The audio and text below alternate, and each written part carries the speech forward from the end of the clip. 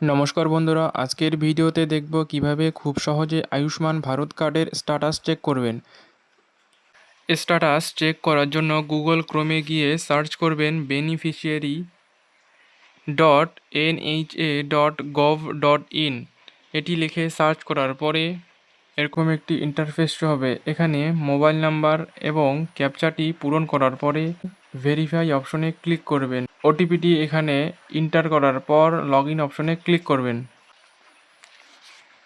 Log in অপশনে click করার পরে এরকম একটি ইন্টারফেস হবে। এখানে স্কিমের নাম দেওয়া আছে PMJAY, প্রধানমন্ত্রী জন আরোগ্য যোজনা। এরপরে স্টেট সিলেক্ট করতে হবে। স্টেট সিলেক্ট করার জন্য সিলেক্ট আইকনে ক্লিক করবেন। ক্লিক করার পরে এখানে ওয়েস্ট বেঙ্গল সিলেক্ট করবেন। সিলেক্ট করার পর সাব স্কিম PMJAY থাকবে। এরপর ডিস্ট্রিক্ট সিলেক্ট করবেন। এরপর সার্চ বাই এখানে ক্লিক করবেন। এখানে আপনি রেশন কার্ড, ফ্যামিলি আইডি, আধার নাম্বার, PMJAY কার্ড নাম্বার দিয়ে স্ট্যাটাস চেক করতে পারবেন। এখানে আমি আধার কার্ড দিয়ে চেক করতেছি।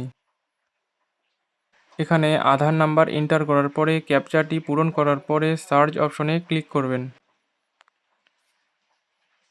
সার্চ অপশনে ক্লিক করার পরে আপনার কার্ডের বর্তমান স্ট্যাটাস চেক করার জন্য এখানে সাইডে কার্ড স্ট্যাটাস দেওয়া আছে।